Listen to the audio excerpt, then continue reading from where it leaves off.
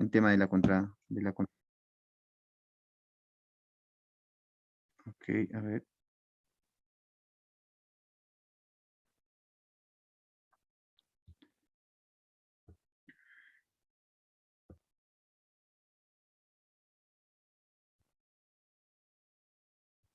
A ver, vamos a tenerle paciencia, por favor. Si no, creo que está teniendo dificultades en este caso mi laptop. Bueno, ya vamos aprovechando para un poco refrescar la última clase de la contratación pública, ¿no? En este caso también vamos a hablar sobre este tema, pero ya adentrándonos a un tema complementario. ¿Ok? Perfecto. Bueno, puntualizando, ¿no? La sesión pasada habíamos visto que en estas tres etapas de la contratación pública, digamos, vamos a encontrar diferentes tipos de procedimiento de selección, ¿no? Y para este caso habíamos identificado 10 tipos, ¿no? Primero vamos a tener la licitación pública, el concurso público, la adjudicación simplificada, la selección de consultores individuales, la comparación de precios, el tema de la subasta inversa electrónica, así como las contrataciones directas, las compras corporativas, el catálogo electrónico de acuerdo a marco y los concursos de proyectos arquitectónicos, ¿no? Esos son los 10 tipos de procedimientos, ¿no? Que van a observarse en la gestión pública. De igual manera, en la última clase vimos, ¿no? Algunos casos de cómo se va a llevar a cabo todo este procedimiento, ¿no? Ya sea en el tema de una licitación pública o concurso público, ¿ya? Simplemente estamos recalcando todo lo que ya se ha avanzado. Por otro lado, es importante recordar, por favor, que el aspecto de la contratación pública lo va a desarrollar toda entidad pública que busca, obviamente, satisfacer o abastecerse de bienes, servicios u obras, pero, digamos, estos bienes, servicios u obras tienen que estar en las condiciones de acuerdo al precio y calidad, ¿no? Con el fin de poder satisfacer, ¿no? Esta finalidad pública que se busca. Entonces, la figura, digamos, que se asemeja al momento de hablar, ¿no? Del tema de la contratación pública, es que esta entidad pública, ¿no? Requiere de servicios, bienes y el tema de obras, ¿no? Y esto lo va a hacer a través del procedimiento que anteriormente ya se había explicado. Entonces, en esta figura de la contratación pública, encontramos dos grandes actores, ¿no? El primero tiene que ser todo nivel de entidad pública, y por otro lado los proveedores, ¿no es cierto? Ahí podemos encontrar, por ejemplo, las fases del proceso de contratación, ¿no? Teníamos los actos preparatorios, en este caso, que abarcaban el tema de la formulación de requerimientos, el tema de la aprobación de expediente. En la segunda fase de la contratación se hablaba acerca del proceso de la selección, ¿no? Es decir, la selección del proveedor y la suscripción del contrato. Y por último, la tercera fase comprende al tema de la ejecución contractual, ¿no? Es la ejecución, ¿no? De las prestaciones que se ha podido determinar. Ahora, recalcando, ¿quiénes intervienen en, digamos, en la gestión de la contratación? Bueno, habíamos visto indudablemente la figura, ¿no? Del titular de la entidad, ¿ya? A ver, vamos a utilizar un pequeño puntero, ¿no? Perfecto.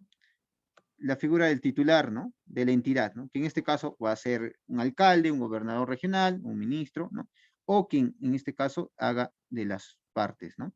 Ahora, por el otro lado también quien va a intervenir es el área usuaria, ¿no? Viene a ser el área quien ha solicitado este bien, servicio u obra. Por otro lado, se establece también la conformación de un comité de selección siempre y cuando esta, ¿no? Se establezca por, digamos, por un monto mayor a 8 UITs.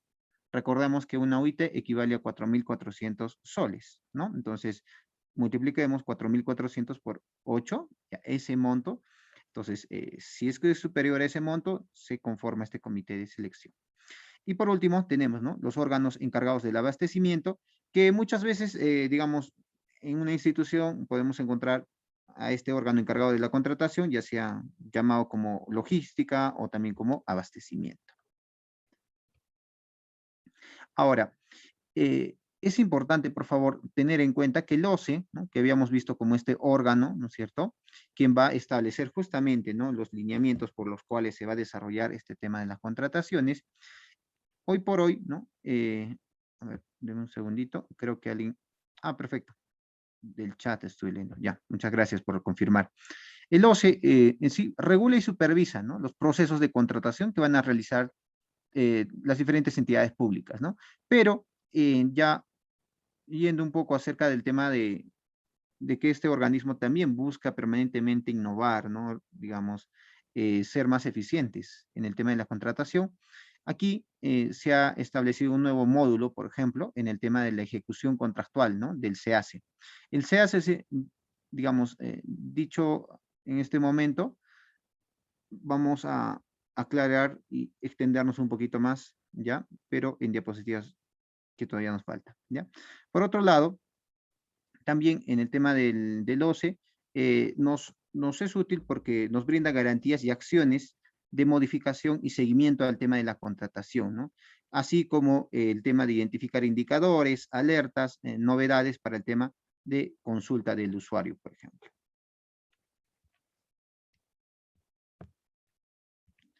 Perfecto, ¿no?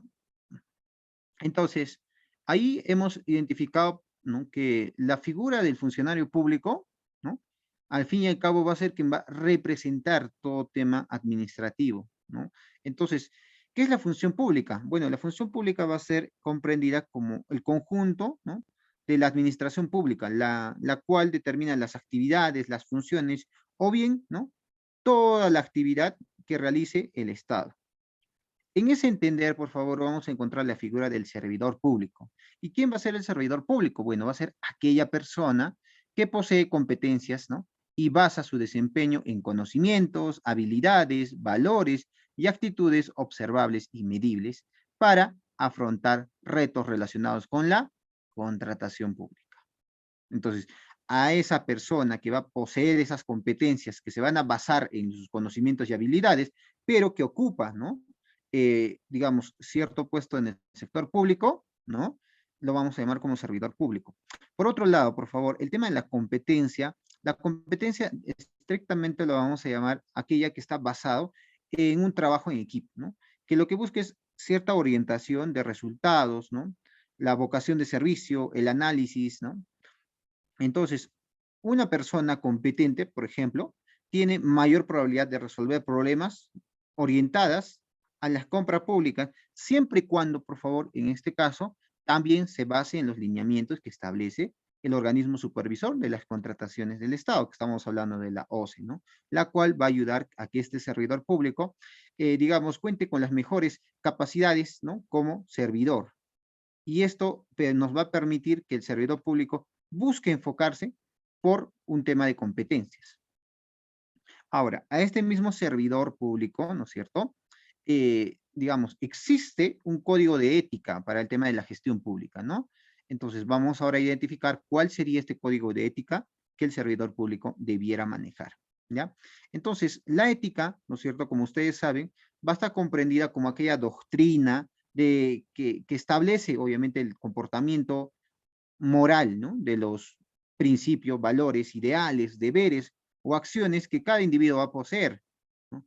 Pero al margen de que cada persona o individuo, de acuerdo a su cultura, de acuerdo a su realidad, puede establecer la ética personal, también, como les reiteraba, en este caso existe una ética más vinculada, obviamente, a la función pública, ¿no?, entre las cuales, por ejemplo, va a estar, ¿no?, el que va a estar presente en las diferentes acciones diarias que día a día, en este caso, va a tener que poder ofrecer como servidor público. También, por otro lado, recordemos que la ética personal, digamos, en la práctica para el servidor público va a determinar el comportamiento, ¿no?, la manera como es que va a interactuar o cómo, por ejemplo, va a conllevar esa responsabilidad que le amerita, ¿no? Y por otro lado, ¿no?, recordemos que la ética personal va a determinar nuestras acciones, ¿no? ¿Afectan siempre y cuando a la relación con otras personas? ¿Sí o no? Si es que fuera el caso, entonces nosotros, estando dentro del sector público, vamos a obviamente tener que poder identificar y generar un espacio adecuado. Recordemos, por favor, ¿no?, que en un equipo de trabajo no existe, pues, esta figura ideal donde todos trabajan en armonía, de que no existe cierto, digamos, ¿no?, malentendido, cierto clima un tanto tenso. No, digamos, es como un anhelo, ¿no?, pero en la vida real y más aún en el tema de la gestión pública no se va a desarrollar de esa manera, ¿no? Entonces nosotros también tenemos que tener claro ese aspecto, ¿no? Y no sentirnos mal si es que de repente estamos en un ambiente con esas condiciones. Entonces, el tema de la ética, como les adelantaba, de la función pública, principalmente, ¿no? Lo que se establece son los fines de la función pública, ¿no? Este servicio a la nación, ¿no? Identificando en este caso, ¿no? De conformidad con lo dispuesto con la constitución política, ¿no? Claro, es decir, si éticamente, ¿no? Nosotros vamos a ir contra la constitución política, digamos, no aceptable, ¿no? Por algo existe un marco jerárquico en donde todo este aspecto, ligado obviamente hacia la ley del marco de la modernización de la gestión del Estado, o estrictamente, ¿no? Basándonos en el reglamento del Código de Ética del funcionario público, se ciñe, ¿no? En base a este orden jerárquico, ¿no? En donde nosotros no podemos ir, pues, contra la constitución política, por poner el caso, ¿no es cierto? Entonces, si queremos analizar, y sería muy interesante también que cada uno de ustedes pueda indagar un poco más, ¿no? Eh, Podamos revisar la ley 27815, ¿ya? La ley 27815 justamente detalla, ¿no? El código de ética del funcionario público, ¿ya? No es que, digamos, acá vamos a aplicar la ética personal, no, sino ya existe un código de ética que todo funcionario público debiera plasmar dentro de sus funciones. Claro, nuevamente vamos a regresar a esta imagen, ¿no? Ya está dicho, pero digamos, lo que falta es obviamente plasmar eso, ¿no? En acciones. Pero, como les reitero, sería interesante que cada uno de ustedes en el tiempo que disponga pueda revisar esta ley 27815, el cual a grandes rasgos abarca acerca de la normativa que debe de seguirse dentro del comportamiento ético como funcionario público, ceñidos al tema del cumplimiento de la ley, al tema de las obligaciones con carácter moral, por ejemplo. Aquí podemos resaltar algunos aspectos, ¿no? A grandes rasgos sobre el principio ético dentro de la función pública, ¿no? Ahí podemos tener el tema de respeto, por ejemplo, ¿no? Que el respeto del funcionario público tiene que tener un respeto hacia la constitución política del Perú y hacia sus leyes, de acuerdo a ese orden jerárquico. Otro principio tiene que ver con la probidad, por ejemplo, ¿no? Es que debe el funcionario público actuar con rectitud, honradez y honestidad. Otro principio encontramos la eficiencia, por ejemplo, ¿no? Es que el funcionario público debe capacitarse permanentemente, ¿no? A fin de garantizar la calidad en la función pública. El cuarto principio que establece este código de ética nos habla acerca de la idoneidad, ¿no? Y esto establece de contar con aptitudes técnicas, legales y morales esenciales, ¿no? Para el ejercicio de la función pública. Por otro lado, también tenemos el principio de la veracidad, ¿no? Y este principio de la veracidad tiene, digamos, busca expresar, ¿no? Con autenticidad, ¿no? En relación a sus funciones con sus compañeros y con la ciudadanía, ¿ya? El otro principio es la lealtad y obediencia, y así sucesivamente vamos a encontrar el de justicia y el de lealtad al Estado de Derecho, por ejemplo. Ahora, no solo estamos hablando de principios, ¿no? Sino este código de ética también nos va a hablar acerca de los deberes del funcionario público, ¿no? Dentro de los deberes, por ejemplo, tenemos, ¿no? La neutralidad. ¿No? Es que el funcionario público debe actuar con absoluta imparcialidad y a su vez tiene que ser independencia, ¿ya? Luego, otro deber es acerca de la transparencia, es decir, brindar información fidedigna, completa y oportuna, ¿ok? Y así progresivamente vamos a encontrar otros deberes como el ejercicio adecuado del cargo, el tema de la responsabilidad, el uso adecuado de los bienes del Estado, así como el tema de la discreción, por ejemplo. ¿Ya? Perfecto. Ahora, ya para terminar este pequeño análisis acerca del código de ética, también vamos a ver el tema de las prohibiciones, ¿no? En el sector público. Por ejemplo, es mantener, ¿no? Intereses de conflicto, ¿no? Es decir, esto se va a plasmar siempre y cuando, ¿no? Se evite relaciones o aceptar situaciones que entren en conflicto con su función. ¿No? Otra prohibición que establece este código está, por ejemplo, el tema de obtener ventajas indebidas, ¿no? Es decir, evitar obtener beneficios o ventajas indebidas para sí o para otros, mediante el cargo que desempeña, ¿no? Digamos, ahí muy claramente detalla, ¿no? Una práctica que hoy por hoy, digamos, lastimosamente se aplica, ¿no? Otra prohibición tenemos el tema de realizar actividades, ¿no? De proselitismo político, ¿ya? Hacer mal uso de información privilegiada, presionar, amenazar y o acosar, por ejemplo, ¿no? Entonces, ahí hemos identificado, ¿no es cierto?, los principios, los deberes y las prohibiciones para todos los funcionarios que en este caso están ligados al sector público. Ahora, un servidor público, ¿no?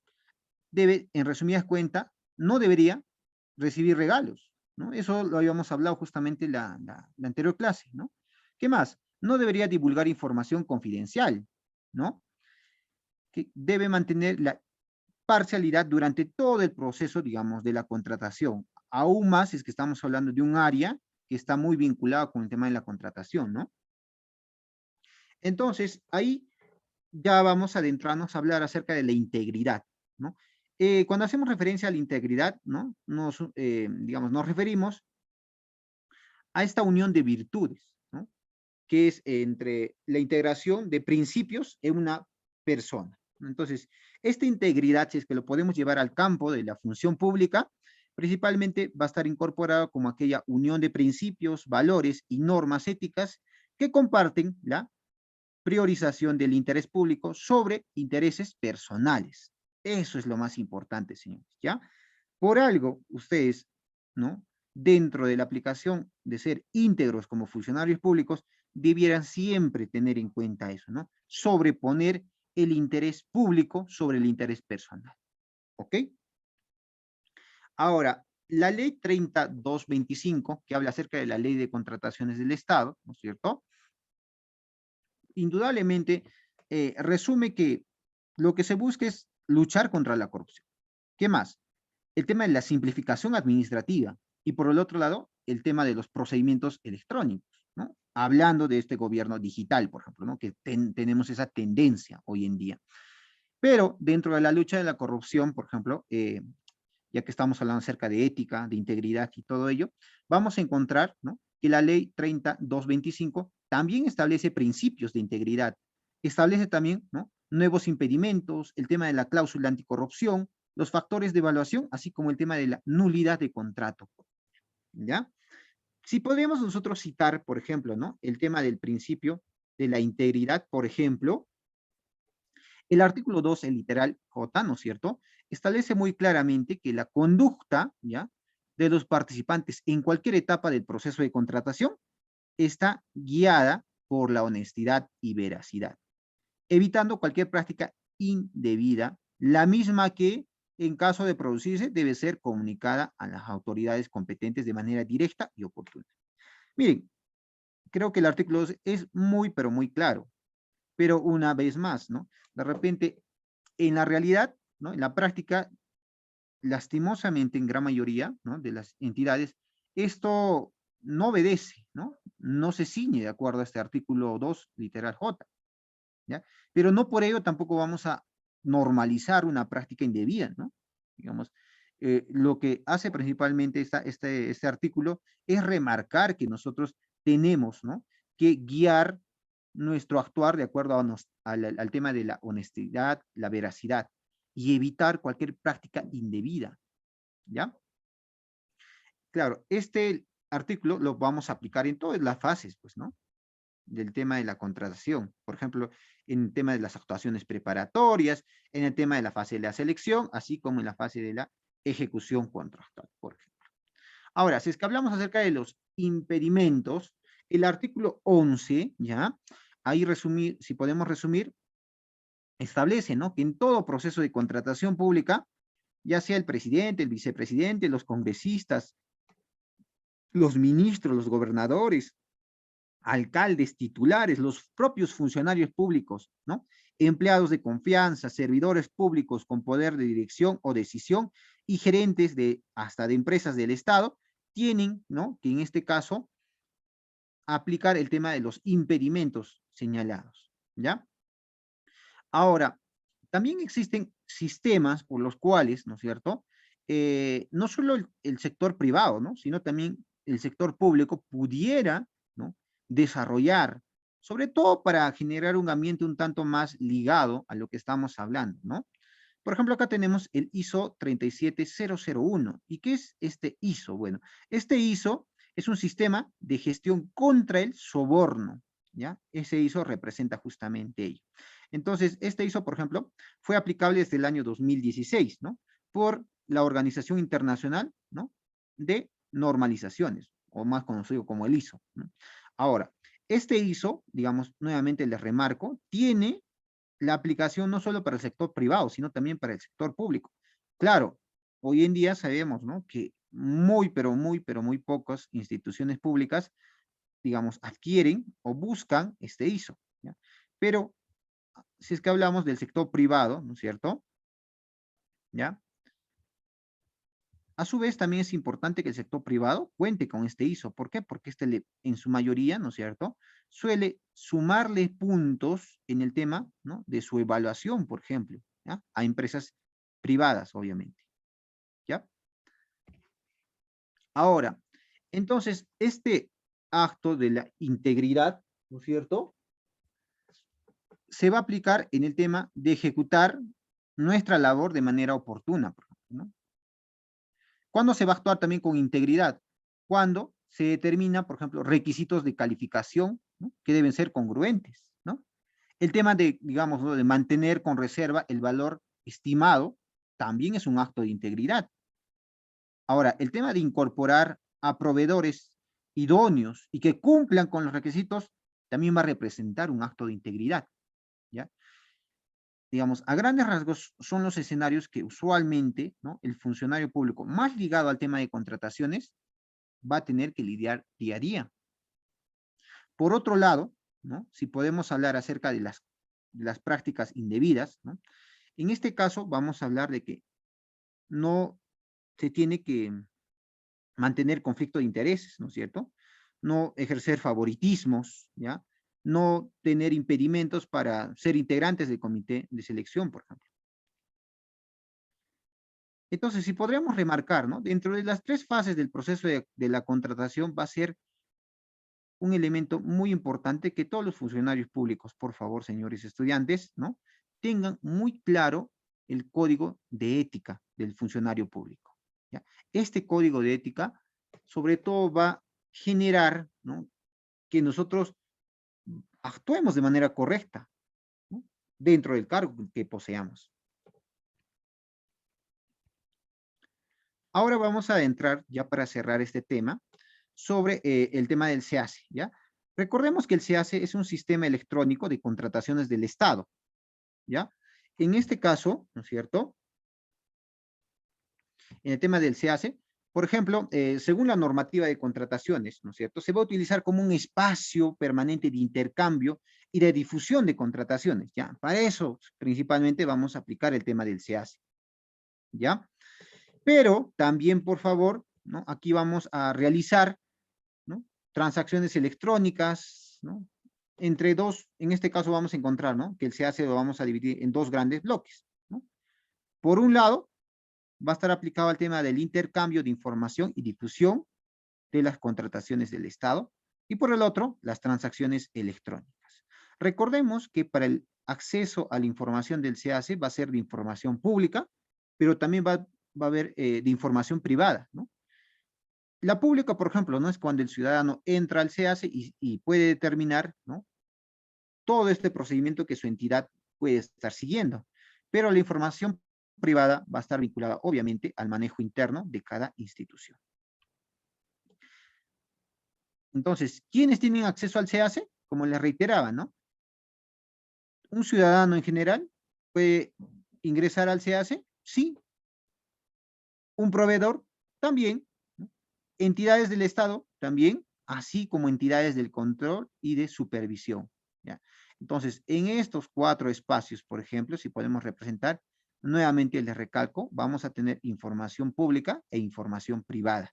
Es decir, información que cualquier ciudadano o proveedor puede entrar para identificar qué procedimiento se está llevando a cabo, ¿no? Saber más o menos cómo está viendo el tema, cuánto de presupuesto y todo ello, sí.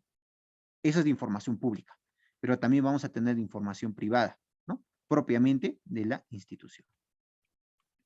Entonces, las características del SEACE se va a vincular al tema público, por ejemplo. ejemplo, ¿no? Otro que tiene un carácter formal. También va a ser obligatorio, ¿por qué? Porque se exige que todas las entidades públicas sí o sí tengan el manejo del SEACE, ¿ya? Porque a través del manejo del SEACE nosotros vamos a desarrollar justamente todo este proceso de la contratación. Y por último, dentro de la característica del SEACE, es que se va a desarrollar el tema integral, ¿ya? Aquí, por ejemplo, ¿no? Nosotros podemos encontrar mayor detalle dentro de las 4 características del SEACE, ¿no? ¿Por qué decimos que es público, no? Porque la información que el SEACE, digamos, posee, es pública y libre de acceso, por cualquier institución, organismo o ciudadano que lo requiera. ¿Por qué decimos que es formal? Porque toda información contenida en el SEACE tiene como sustento documentos físicos que obran en los archivos de la entidad sujetos a la formalidad normativa por la Ley de Contrataciones del Estado. Otra característica del SEACE es que es obligatorio, es decir, que todas las entidades bajo el ámbito de la Ley de Contrataciones del Estado se encuentran obligadas de registrar información referidas a las compras estatales que va a realizar el SEACE. Y por último, decíamos, ¿no? El tema del por qué el SEACE es integral, porque el SEACE registra toda la información del proceso de contrataciones, por ejemplo, ¿no? Desde la propia planificación del Plan Anual de Contrataciones, o más conocido como el PAG, ¿no es cierto? Hasta lo concerniente al tema de la liquidación y conformidad del contrato suscrito. ¿Ya? Entonces, estas 4 características van a ser únicas a este sistema del SEACE. En el SEACE, por ejemplo, vamos a encontrar las diferentes sesiones, ¿no? Encontramos la sesión de planificación y programación, ¿no? A través de un plan anual, ¿no? También la sesión de actuaciones preparatorias, en donde se va a elaborar los expedientes de contratación. Una tercera sesión sobre la selección, en donde se desarrolla la selección, ¿no?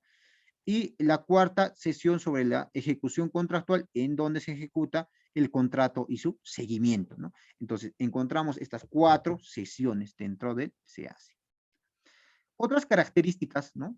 Dentro del alcance y plazo del SEACE, a tomar en cuenta, por favor, señores estudiantes, es que cuando hablamos acerca de un plan anual de contrataciones, o más conocido como el PAG, ¿no es cierto? Hay que tener en cuenta, por favor, que una vez que se aprueba, por ejemplo, el PAG, tenemos 5 días hábiles después que se haya aprobado por el titular, ¿no es cierto? ¿Para qué? Para que nosotros podamos cargar toda esta información al SEACE, por ejemplo, ¿no? ¿Qué más? Si hablamos acerca de procedimientos de selección, igual, ¿no? Si es que se da la aprobación y visto bueno, entonces tenemos que cargarlo inmediatamente ese mismo día. Ahora, cuando hablamos acerca de los contratos y de su ejecución, tenemos un plazo de hasta 10 días hábiles, obviamente, para tener el alcance y subir al SEACE. Con referente al tema de todas las ordenanzas de compras, ¿no? Y servicios concernientes al área de logística, tienen un periodo de 10 días hábiles después del siguiente mes, por ejemplo, ¿no? Y por último, si hablamos acerca de las contrataciones con sujeción y regímenes especiales, eso se va a desarrollar durante todo el año, ¿no? Ese es un escenario, digamos, un tanto más flexible. Ahora, también dentro del SEACE, por favor, vamos a encontrar diferentes versiones, ¿no? Pero al fin y al cabo, ¿no? Digamos, cada institución va a manejar diferentes versiones, pero no difieren mucho una del otro, ¿ya? Simplemente con un carácter informativo, hay que tomarlo en cuenta ello, ¿ya? De que, por ejemplo, tenemos un plan anual de contrataciones, ¿no es cierto? Luego vamos a tener un acto preparatorio, un procedimiento, luego una contratación, y así seguir con las órdenes y los CUPSOS, por ejemplo, ¿ya? Ahora, ¿cuáles son los sistemas de administración internas con los que interactúan el SEACE, por ejemplo, ¿no? Ahí el SEACE, ¿no? Este sistema electrónico de contratación del Estado, ¿no es cierto? Va a interactuar con la SUNAT, por ejemplo, ¿no? Con el SIAP, con IFOBRES, por ejemplo, con la RENIEC y con la RNP, ¿ya? Dentro, obviamente, de este lineamiento de establecer políticas nacionales de gobierno electrónico, ¿no? Porque lo que queremos es cada vez que estas funciones ligadas obviamente a los diferentes sistemas administrativos, ¿no? Tengan un ambiente más de plataforma digital, que a su vez pueda poner diferentes barreras o limitar el que el funcionario puede incurrir en ciertas faltas, ¿ya? Este es un proceso tan serio que se está considerando como una política nacional de gobierno electrónico, ¿ok? Y ya por último, por favor, vamos a señalar algunos aspectos de cuáles son las pautas para el registro del tema de la información del SEACE, ¿no? Aquí, por ejemplo, partimos con el registro de la información en el SEACE, ¿no? En donde se efectúa en el marco de los principios de transparencia y publicidad, por ejemplo, ¿no? Que rige el tema de la contratación. La segunda pauta, por favor, a tomar en cuenta es que la información que se registra en el SEACE debe ser idéntica al documento final y actualizaciones que obran en el expediente de contrataciones, ¿ya? Ahora, la tercera pauta a tomar en cuenta, por favor, al manejo de manejar esta plataforma del SEACE, es que todos los actos realizados a través del SEACE, en el marco de lo dispuesto por la ley y su reglamento, se entienden, ¿no?, modificados siempre y cuando el mismo día de su publicación. Ahora, ¿cuál es el marco normativo del SEACE? Para este caso hay que tomar en cuenta, por favor, la ley 30.225 y sus modificaciones, por ejemplo. Pero no solo ello, sino también hay que basarnos en la ley de contrataciones del Estado, ¿no? Ya sea en este caso, ¿no? Por otro lado también, acerca de la directiva número 003 del año 2020, obviamente esto, digamos, recurre a una información cada vez más actualizada, que dicho sea de paso, también les invito a que ustedes puedan revisar. Lastimosamente, por temas de tiempo, no vamos a adentrar un poquito a analizar algunos casos prácticos, ¿ya? Pero de igual manera, estos ejercicios prácticos tienen una solución, ¿ya? La solución lo van a encontrar en la parte final, detallando y explicando, ¿no?, cuál sería el procedimiento que se podría desarrollar siempre y cuando se esté, digamos, generando algunas situaciones, ¿ya?, vinculados al tema. ¿Ok? Acá hemos justo, les he dejado, por favor, de manera ya resuelta y detallada, ¿ya?, 3 casos, ¿ya?, para que ustedes lo revisen con mayor detenimiento desde la comodidad de sus casitas, ¿ya? Entonces, simplemente, señores estudiantes, por favor, remarcarles una vez más, pedirles mil disculpas por ciertos factores técnicos que en este caso han sido a través de la plataforma Zoom, que limitaron que podamos empezar a la hora indicada, ¿ya? Remarcarles una vez más las disculpas del caso y a su vez invitarles, por favor, a que podamos seguir con los diferentes cursos que en este caso la Cámara Peruana de Comercio Exterior, nuestros amigos de CAMEX, hacen posible para que ustedes también busquen actualizarse permanentemente, ¿ya? Ahora, con referente al tema del examen, ¿ya?, de la clase del día de hoy, por favor, les recuerdo que el examen lo pueden ubicar en su aula virtual, ¿ya? Me indican que ya lo han subido al aula virtual. Como estaba justamente viendo estos pequeños inconvenientes, ¿no?, entonces se prefirió subir a la plataforma virtual para que también ustedes puedan tener ese acceso, ¿ok? A ver, si hubiera alguna consulta, por favor, con todo gusto, vamos a tratar de ayudar y orientar a que, si es que de repente hay algo que no ha quedado del todo claro, ¿ya? De igual manera, en referencia al material, como ustedes saben, este material ustedes lo pueden descargar desde su plataforma, en este caso, desde el aula virtual de CAMEX, por favor, ¿ya? Perfecto. Entonces, ya no queriéndole quitar mucho más tiempo, entendiendo que de repente tienen otros cursos también, por favor, señores estudiantes, vamos en este caso, y no habiendo preguntas, por favor, vamos a dar por culminado la clase del día de hoy, agradeciéndoles una vez más por ser partícipes del curso de Gestión Pública y Desarrollo en este caso, ¿ya? Muchas gracias, señores estudiantes, y por favor, si es que hubiera alguna consulta, con todo gusto, por favor, lo dejan en el chat, ¿ok? Sí, acá tenemos una pregunta de Nicolás. Nicolás, le indico justo como lo estaba remarcando, como estamos teniendo estos problemitas del Zoom, me han indicado que el examen ya lo han tenido, ya lo han subido, ¿no?, al aula virtual de CAMEX, por favor, Nicolás. Ahí lo pueden encontrar para que ustedes también puedan desarrollarlo con toda normalidad. Por favor, les voy a suplicar que puedan entender estos pequeños inconvenientes técnicos que han podido pasar, ¿ya? Nada más, chicos y chicas, por favor, agradecerles una vez más y nos estaremos reencontrando en la próxima clase. Cuídense mucho y cuiden también a su familia. Hasta la próxima. Permiso. Gracias, saludos desde Guadalajara. Muchas gracias. Saludos.